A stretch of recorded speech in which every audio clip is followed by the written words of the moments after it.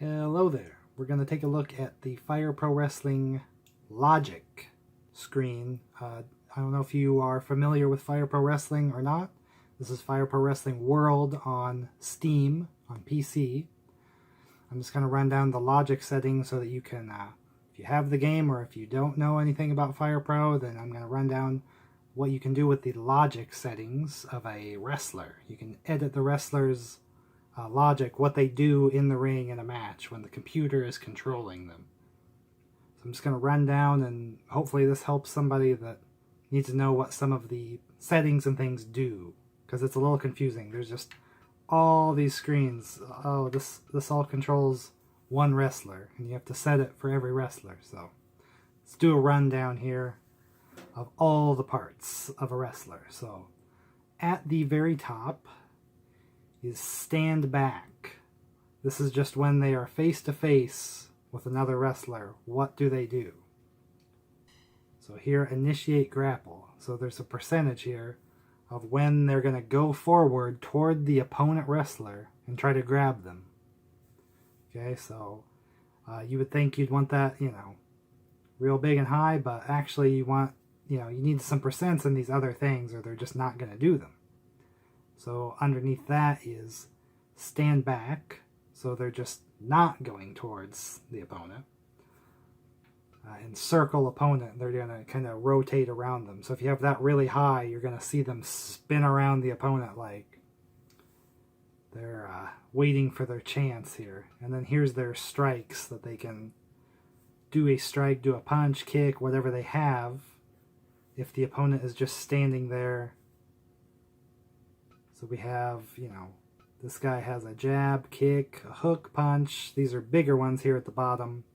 A big old boot, a jumping kick. That has 0% because it's a big kind of drop kick move, and you don't want to see them in the small damage category. This whole column is under the small damage. You don't want to see them jump, do a drop kick when there's almost no chance they're going to actually hit it. But you might want them, a small chance, some of these big ones, in case they can get in a big punch early, just because it's possible. It could happen in a match, and just depends on what you want the wrestler to do. So maybe a heel wrestler is going to have more of this stall and circle. They don't want to grab the opponent right away, but you got the Undertaker or somebody, they're just going to go in there like crazy. You're going to lower these. But they do have to add up to the total 100% by the end. So if you lower those, you have to put it into the grab, or maybe you want more punching. At this point, you can do extreme logic, like they only want to punch, so they're not even going to grab. You can make boxers basically that almost never grab unless the opportunity, just kind of puts them together, forces them to grab. But that way you can make like a boxer, or if it's just a wrestler that does a lot of strikes, maybe they only like to kick and punch at the start of a match. And then the second column is the large damage. So when they're the opponent that they're coming at, like say it's a multi-man match, whatever opponent they're going at, if that opponent is hurt more, then you can change so that they maybe do try these bigger strikes later to finish them off or damage them more. A more damaged opponent might be more likely to get a hold of them and do these, or maybe the heel is no longer running away. If they're a damaged opponent, they want to grab a damaged opponent and try to do some of their moves, but an opponent with almost no damage or small damage, they want to stay back from. That's just a little overview of the stand back, and here is when they have grabbed an opponent. And then here is all their grab moves. The small, the medium, the big, and run, which is the whip. You throw them to the ropes. And then the Grapple 3D, which, what does that mean? There's a move that you can hit a button and it just kind of puts them in a little front headlock.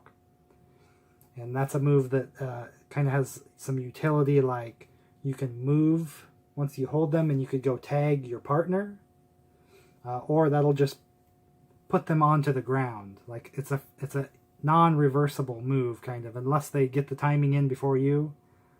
That move, that little headlock, and then whatever strike they have to knock them down, it won't really, I don't think it does hardly any damage. It's just about putting them on the ground or using them to get an easy tag to your partner. So if you have a tag team wrestler, you might want that a little higher, maybe not in the small column, but some of the later ones that they might want to be able to tag easy with that headlock.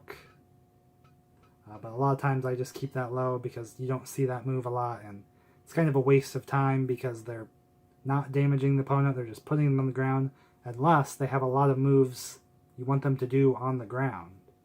But you could just give them other moves also that put them on the ground.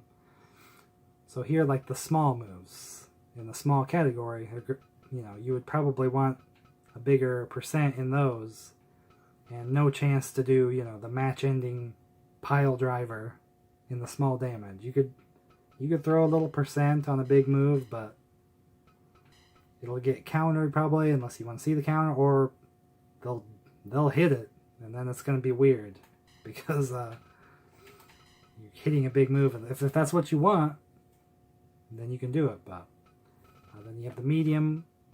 This is where you would still leave some of the small. You don't want to ever like eliminate a category just because they're going into later. You might eliminate a move, like late in the match with the large damage, maybe they just don't do a headlock anymore because there's just no point. You need to be doing throws or slams or something that's ending the match, or like the smaller grapples I like to leave pretty big about when they just are punching them. They'll just grab them and do like a strike or a chop. I leave those with a decent amount of percent because you still see that late in the match, you know, a strike or something like this. So here this guy has, you know, some different punches and things still in this large damage category. Default AI does this a little different. This is, you know, the numbers you're seeing here are just my style of, I want these like bigger moves, you know, they're only at 5%, 6%. Not going to see them a whole lot, but that's because when they do those moves, they might really win with them because they're not repeating them a lot. They're just going to hit them and pin. It's not like a lot of repeat, or just depends on what you want to see. Like, do you want to see this guy do this suplex? See how this one actually has a higher percent? Because I want this guy to do more of that suplex. Or the whipping, the hammer throw. How much are they going to throw them into the ropes? Do they have a lot of moves that you want to see them do when they throw them to the ropes, or throw them to the corner also? Because that controls throwing them to the corner. So if they have like a corner grapple finisher, you're going to want that. If you have, you know, a 10% on that and their corner grapple is their finisher, how often do you think you're going to see the finisher? Not very much. So then if they do have a big finisher, you know, the lower you set, you know, the odds are they're going to do that move later in the match when they're going to win. If you, as soon as they're in large damage and you're like, oh, his finisher is going to be 30%, 50% chance, he's just going to do it right away, too soon, the opponent's going to kick out. Do you want to see them kick out of their finisher? I don't know. Maybe you do, maybe you shouldn't. It just all depends what you want to do. So, if you don't want to see them body slam late game, 0. You know, it's just whatever you want to do. So, this is a pretty important category because they're going to be grabbing a lot. So,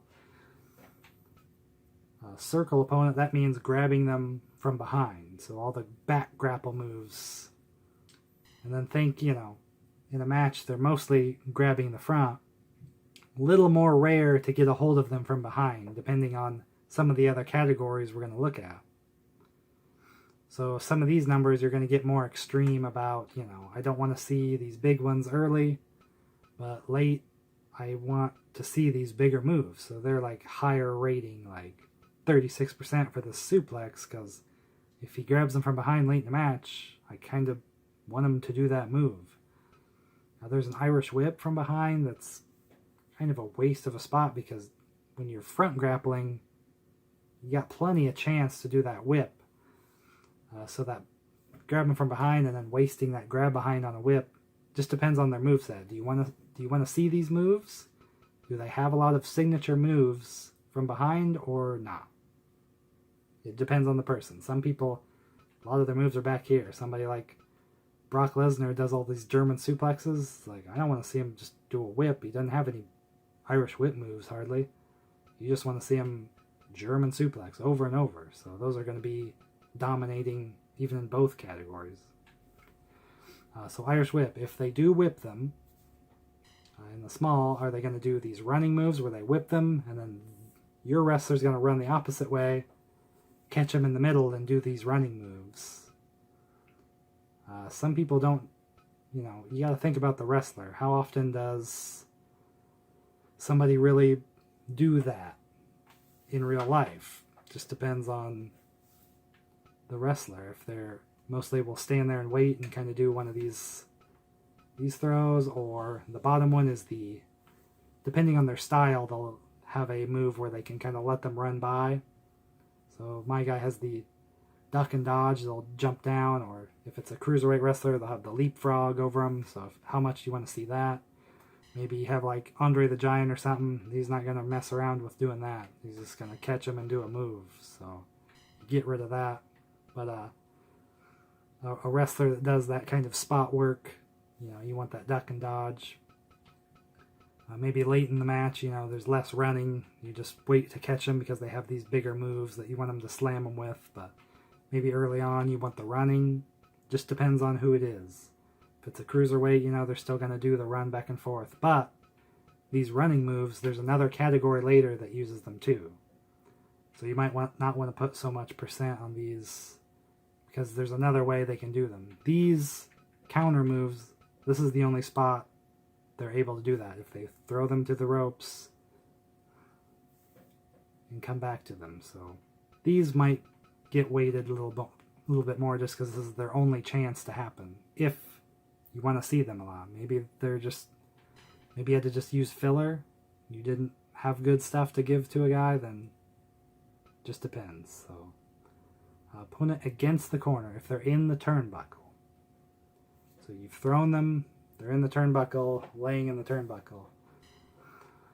So a lot of them are maybe punch combos and things. So small, you're going to see that more, versus the large damage category. You're going to see, like, if they have a superplex or like a big time, putting them up on the turnbuckle, throwing them off. You don't want to see that, the small damage. You want to see that in the large damage. And then think about how often they're going to get into the corner. So here I have 40%. It seems like a lot, but how much is my guy going to put him in the corner? Maybe not very often. So plus there's a 30% chance they're just going to do the running, where they'll run and hit him into the corner. Maybe, again, a big guy isn't going to do the running a whole lot, or maybe it's their signature thing to do the kind of avalanche smash in the corner. It just depends on who this is, what the moves. You're just doing percents of how likely, when they grab and do this, which move are they going to do. So you're weighting them of, which one's going to pop up on the random wheel.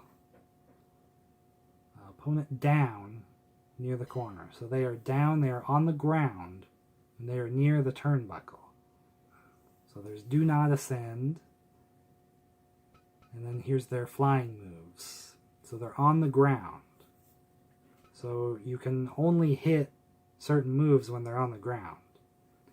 Now me, I'm kind of backwards, and I put the ones that they're standing in the small and medium spot, because I'm weird. And then here I have the elbow drop and the frog splash and the big and the double button spot. That's the ones when they're on the ground, you're coming down with an elbow or a splash. And then there's the rebound one at the bottom there. So these, just depends on how much you want the guy to fly. Is this a high flyer? Are they going to jump all the time? Stuff on the ground, you're not going to do much. Notice the categories are just large damage and then opponent in critical condition. So if they're down, you're not going to have like a small damage, go to the top rope, hitting a splash at a small damage. They're only even going to try it when there's some large damage. So this opponent critical, somebody has a top rope finisher, you might just like boost that right up. It's like every chance they get, if there's opponent down, they are going to take the chance to jump and do their top rope flying move. But you just kind of have to, go test a match, see how much they're doing it. Are they doing it too much? Lower the percent. Not seeing it enough? Raise the percent. Opponent down near the center. They're not near the turnbuckle. They're in the middle of the ring, so you can't jump. So what do? There's only things like the corner to center attack, which is you go to the corner and hit the button and you'll run out and do the move automatically. And then there's just they'll run to the ropes and do one of the strikes. So with these quarter to center ones, the conditions are so specific of they're going to have to get up dazed and just get the right angle. That these 5% here, I'll never really even see this move. There's a chance they'll do it. It's pretty low chance. So if it's somebody that has like a move, a corner to center move that you want to see, you're going to need to set it to like almost 100%. Whatever is left from, if you want to see this running strike, like this elbow drop, you're going to want to put the rest in there, or else you'll probably never see it. Because there's a lot of finishers in this kind of spot. Running out, hitting a big strike. Even 50%, it's like, you probably won't see it. So you just do your testing, and if you see it too much, you can drop the percent. But for the most part, you need that to be either 100% or whatever is left after, you want them to do this running strike. Opponent down. They're on the ground. They're face up. What are you going to do? The first category here, pick them up. Pick them up off the ground. So I have different theories on this about, in small damage, they pick them up off the ground, they're probably just going to wake right up. So, how much does your wrestler take advantage of them on the ground early in the match? They're going to stomp them. Here there's holds, but it's set to 0% because they're not going to go for the hold, the small damage. Some holds you might want to just have them do it small damage, like a chin lock, a small hold. It's good to put pins in every time. Think of a match, they do a small move at the beginning of the match, they pin the opponent, because you're always trying to pin your opponent. Even if there's really no chance, like nobody's going to win off of one body slam at the start of a match. But they pin them anyway, because it kind of drains their energy in the game. And in real life, it's the same idea. So don't neglect putting pins here in these early categories. But in the opponent critical category, anymore, I just take the pins off, because later there's the priorities where you can pick every move that they're going to pin after. And that's what I go by. There's only certain moves that a wrestler's really going to finish someone off with. This way, older Fire Pro games, you had to just give them percentage here and hope they did a cool move to end the match instead of one little push and then they pinned them and that's how they won. But nowadays you can control that, so pretty much always I just say no pin, unless their pin is like a move in itself, like a roll-up cradle move or something like that. But also you have to be careful with submissions in this late category, because the way Fire Pro works, like late match, you lock on a submission, they just tap right out because they're just they have no energy left to resist it. So if you have a guy that's gonna lock on this Boston Crab hold, like that guy's gonna win a lot, because anytime the opponent is able to tap out, he's locking in a submission and tapping them out. So a little overpowered there. So even if with a finisher submission, you want to keep it kind of low, because think how many times you're knocking them to the ground later in match. Every move puts them on the ground. So these percentages, it's you give them a 50% chance. That means half the time they're on the ground, they're going to try this move. That's a big amount. So plus picking them up is going to let them have the chance to go and do that back grapple. That's why it's kind of rare. You got to have them down, pick them up, or something like that. So you need them to pick them up if they want to do those back grapples too, or there's a running category coming up here. The rollover, you can use this if there's like moves when they're face down that you want them to do more. Say they have, different moves and holds when they're face down. You can kind of weight that, let them roll them over into that position so that they have a chance at those moves. Especially depending on all those moves that you set before. If it's a body slam, they end up face up, right? Do they have any moves that slam them where they're face down?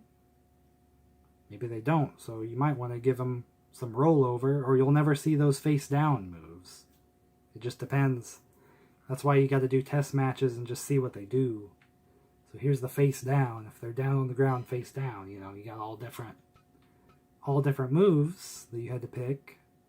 And then here, if all their moves end up, like if they're all kind of, putting them on the ground face down, you might want to have them roll over so they're face up, so you have more chance of those. Just depends on what you want them to do, or if there's moves you need them to be doing. It's all controlled here, small, large, opponent critical. Again, I keep these higher here because there's not a ton of knockdowns in small category, but later they're on the ground more. I used to have these bigger, but then all I was seeing was stomping and none of the moves up on the, grabbing. So my personal theory here, I just keep them lower, because how often is a guy, elbow dropping a guy? You only drop a few elbows. You don't just elbow the guy every time he's on the ground. Unless that's somebody's gimmick, then by gosh, do it. Opponent dazed near the corner. That means they're gonna stand up, they're groggy. You can go to the top rope and hit those moves that only hit when they're standing up.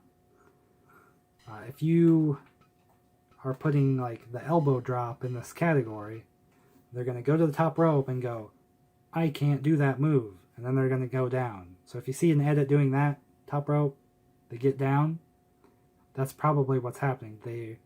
They're like, I can't do that move, it won't hit them. Like, I'll just fall to the ground, so they just don't do it. They don't, usually you can't make the AI do mistakes. They're only going to try a move if it's really going to work. So you have rebound outside of all the normal moves, and then the slingshot, if they're going to spring from the apron, they'll go out onto the apron and do that jump. So again, you have like Andre the Giant and stuff. He should just not go to the top rope, because he probably can't even climb it, and he has no moves from the top rope. So why would he climb it at all? Just depends. But if it's a cruiserweight, if you have Rey Mysterio, then he's gonna have like, never, don't jump. You want to see him fly, so he's gonna fly all the time. Dazed near the center. So they're going to do that groggy thing, maybe you pick them up, or they're going to get up, but they're not near enough to the turnbuckles for the top rope flying. Here's where you can do more of those running moves, where they'll run to the rope, and they'll do, their clotheslines or whatever they have. Maybe a head scissors takeover or something like that. So if you have, the don't run, then they're almost never going to try the back grapple. So you just have to balance these out, because there's just a lot going on. So hold on. Oh, I got my controller disconnected. So again, if it's a bigger guy, do you really want him running a lot? Probably not. But a cruiserweight guy, he's going to be running, doing head scissors or hurricane ranas or drop kicks, things like that. Opponent dazed. Okay, you've picked them up off the ground, right? The earlier category. What do you do when they're standing there dizzy and dazed? Do you just grab them at the front? Do you go around to the back, try to do the grab? And then here's just heavy strikes.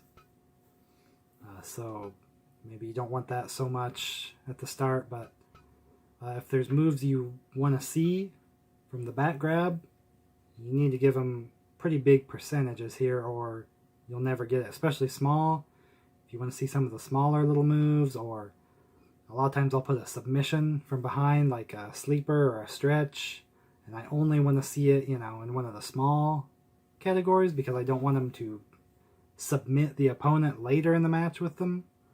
So you need to give them a pretty high percentage of going around to the back and doing those moves.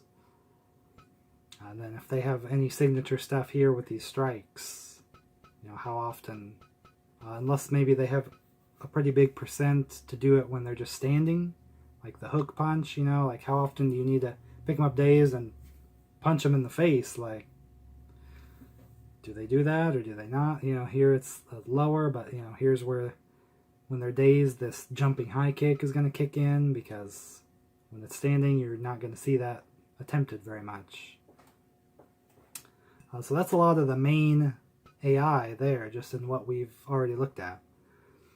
Here is the MMA positions. So you may never see these, because if you use pro wrestlers, they don't do this mixed martial arts grab. It's like a separate grapple that you have to have a special move to initiate. But if they're not an MMA fighter, like this is just a pro wrestler, right? In the large damage spot, I want to make sure that they're not like winning via just like punching them on the ground, because maybe this wrestler would never win with just punches. Here it's like there's an ankle hold that they would try late in the match if they got into position to do this, which they don't have any MMA grapples that would start this. So how they would even end up in this position, they'd have to be fighting an MMA guy for some mysterious reason. So here's the mount positions, just different ones. Here's where they're on top.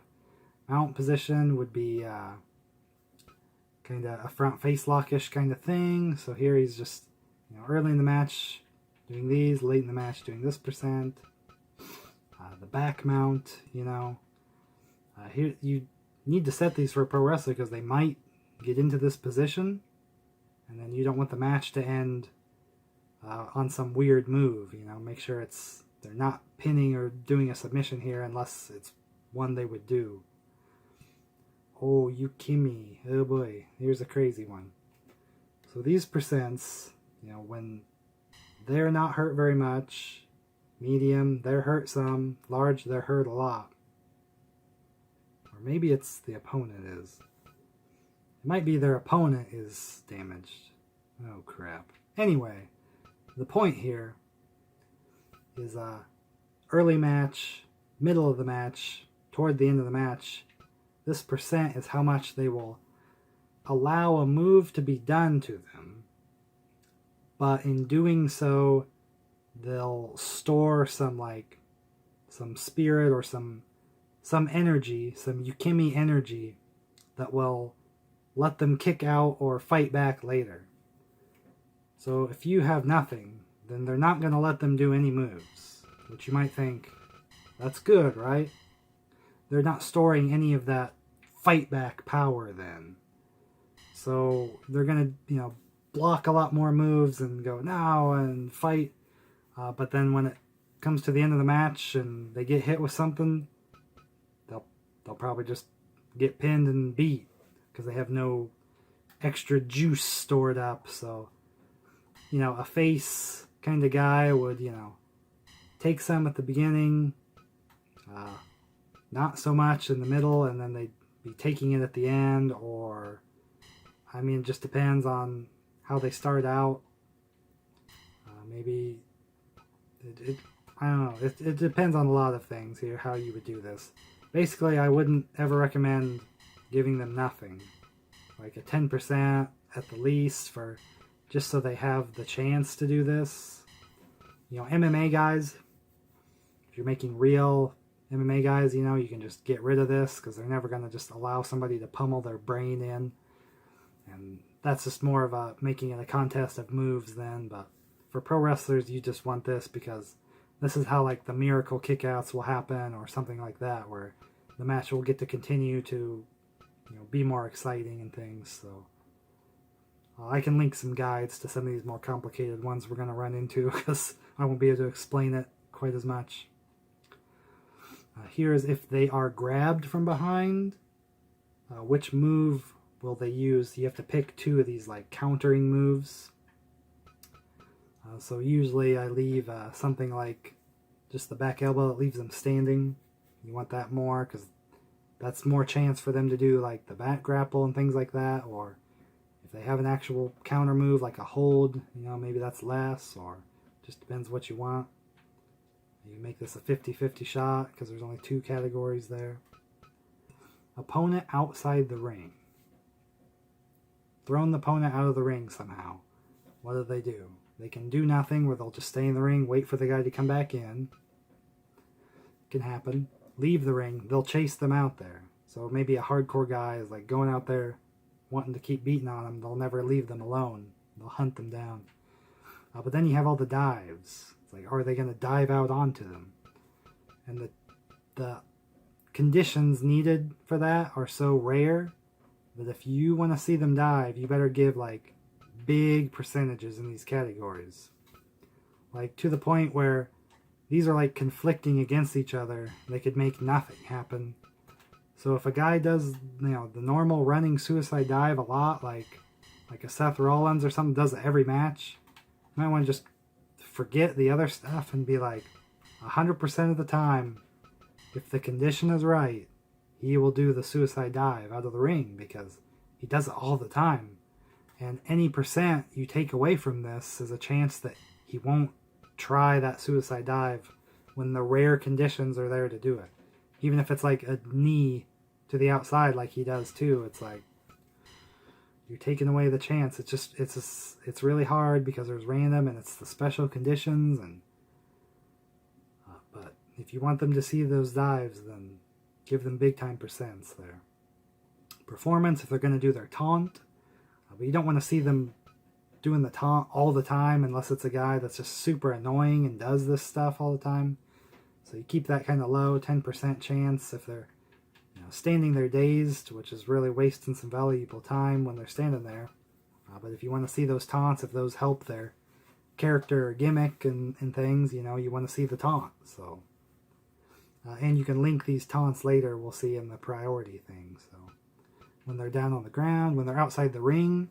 So again, if you want to see those dives, don't let them do these taunts because that's going to potentially spoil their chance to do their dives. So, but if they don't do anything when the opponent's out of the ring, then yeah, maybe just have them, at least they're taunting and doing something instead of standing there like a goon. Then on the post, like maybe before they jump, they'll try these.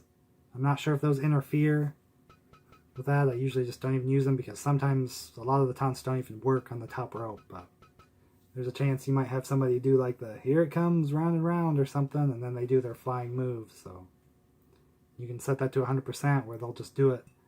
They'll only do one. They won't just stand up there and do taunts until they have no chance. They'll just do one taunt based on the percent and then jump if they're able to still. Priority attack. This category I usually do first when I'm making an edit. Because this is where you do, you pick the move from their entire move set. And then what do they do after that move? And here's where you can say, pin them. So if you have a move that's a match-ending move, but doesn't end in a pin by itself, you can make it end in a pin, guarantee. You can put 100% chance. This is small, you know, like early match, you can do little combos, or end a match, you're doing, you know, do the move and then, you know, it's the pin or the submission, like finishing them off. So, you know, you see all the 100% here where here, this one, the body slam, 0%, because this is in the late match category. The body slam, they'll do this taunt. And I believe taunt 2, and I think this is the taunt because I have a second priority. So the chain is, at the large damage, if he body slams them, he'll do the taunt where he goes, points up. And if he points up, he goes to the top rope and does the big flying move. So it's like body slam, he'll point up, and if he body slammed them near the ropes, he's going to go up, hit the big top rope move. So kind of like a a realistic thing, you know, Macho Man would be like calling his elbow maybe before he does it or something like that. So here's where you can do, you know, wrestlers combos, like maybe they always do a move that sets up their submission, or, you know, you have like the snapmare takeover and then doing a chin lock, or just things like that.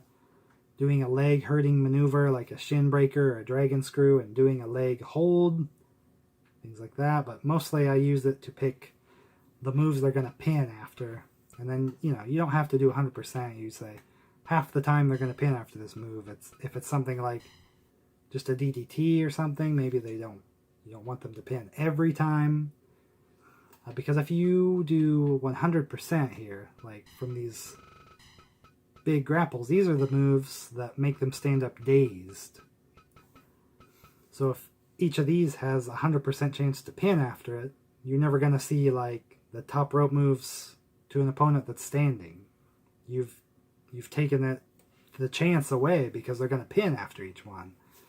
So, you know, a top flying cruiserweight kind of guy, don't let him pin after all these big moves, because he'll never get to do his flying moves, because the setup move it won't happen. Same as if you picked all pinning moves in this category. They'll never stand up dazed from them. So all this works together, like everything affects the other categories. So you have to think forward of what's going to happen. Showmanship. So these are the weird categories. Showmanship actually is just if they're gonna, when they're in position to do so, when they whip them, which we already set the percent, how much are they gonna whip them? Which whip is like throw them to the ropes or something. How much are they gonna try to get them in the corner or throw them out of the ring? So 100%, every chance they get, they're gonna put them in the corner or throw them out of the ring. So if they have things that are linked to those positions, you want a higher percent. So 0, they're never really going to try. So then you're not going to see those moves. So a lot of pro wrestlers, you know, 90, maybe just 100%, so that you make sure you see those things. Discretion, the higher that is, they're going to stop and breathe. But a lot of times they like to breathe when the opponent is out of the ring. And so if they're going to breathe instead when they're out of the ring, then they're not going to do those dives. That's why those dives have to be such a high percent. So a cruiserweight guy, you might just say 0 discretion. So that way he won't stop and breathe like that. He'll breathe. He won't just hold his breath and wrestle the match. He'll breathe at some point, but he won't stop as frequently at times. And then discretion also controls if they're gonna, when they do that front headlock that we talked about before, if the discretion's higher, they're gonna bring them to the center of the ring. And you wouldn't want the center of the ring for a cruiserweight either. You want them to fight near the ropes so that they're throwing them out of the ring or knocking them out of the ring, set up those dives again. So they do kind of work together in that way. I'll link better descriptions of all these in the description, but I'll go over them anyway. Flexibility, that's just if they're fighting those MMA guys, shoot fighter guys. They're going to turn their Irish whip into the ropes, into that front headlock thing, and just take them down. Because if you whip an MMA guy into the ropes, he's not going to bounce off the ropes and come back at you. They just don't do that at all. They'll just hold to the ropes. They're not going to run back at you at all. So it's like a waste of a spot. So you can have the guy just do something else instead of whip them if they're fighting an MMA guy. If you do a lot of pro wrestler versus MMA, then that category is pretty important. I don't do it a lot, but it's good to set it just in the case you do that. But cooperation, that is how much are they going to work with a teammate to do like the double team moves, or holding their arms back so the partner can get a free hit in. Just everything that's related to team stuff. So if it's a tag team wrestler, you know, you might as well put that really high, depending on how good of a tag team wrestler you want to be. But even if we're talking like Stone Cold Steve Austin doesn't get along with anybody, you want to give him like a 5% chance, so they might help out. If for some reason your guy is just like, I do not work with anybody, you can do a 0, but it's going to be a little boring.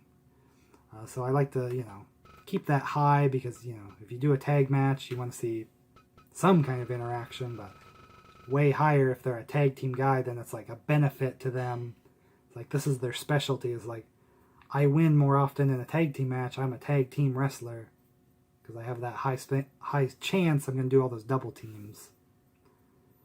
Outside return count. How are they going to wait to come back in? Because if there's count out, they can lose the match if they're outside the ring too much. 0%, as soon as they're outside the ring, for whatever reason, after a dive or whatever, they want to go back inside the ring. If they get thrown out, they're going to go back in. 100%, they're going to stay out of the ring and get counted the freaking heck out like a fool.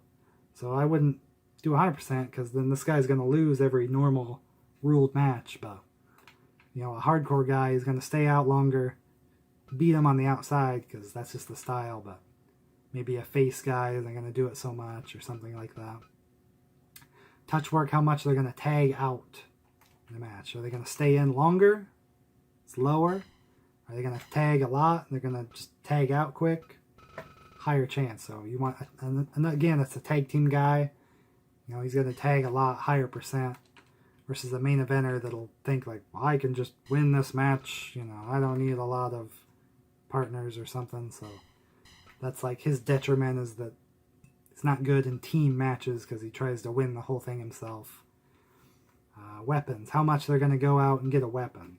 If you set this high, there's going to be freaking weapons all over the place. Like every chance they get, they're going to go out, get a weapon, bring it into the ring, or try to use it. So if it's a guy that all they do is use weapons, like the Sandman or something is always getting his cane, it's like you can get it high, but if you go 100%, like there's going to be weapons laying all over the place. So if it's like a hero guy that doesn't use weapons, 0, he's not going to get a weapon. But I always like to leave a little bit chance if they might be like, you know what, I want to get a chair and use it. Second interference. If they're like in the manager position, are they going to interfere with the match? So if you have it 100, then your manager guy is going to like be up there all the time. So this one's a pretty sensitive one to mess with, but usually leave a little something, unless it's like, again, like a good guy or somebody that wouldn't care if they were somebody's manager. They wouldn't even get involved and distract the referee. Could you imagine the Undertaker getting on the apron going, hey ref, look at me, my buddy's gonna cheat during this match? It's like, he's probably not gonna do that. So that's like a rundown of the logic of an edit of a wrestler in Fire Pro Wrestling. If you have questions, ask. I think I might do some more of these like help kind of things. If I got something wrong, like correct me, because I want to learn more. Like I don't know everything about the game. I mean, it seems like you're always learning something or changing. I'll sim a match and be like, why is this guy doing this stuff? And I gotta go into his logic and tick a couple percents around, like never see him do his finisher, and I'm like, well, I thought I set it to high enough, but it's just always a work in progress. So let me know if you like this, or just say anything about what I said in this. Did it help? Do I need help?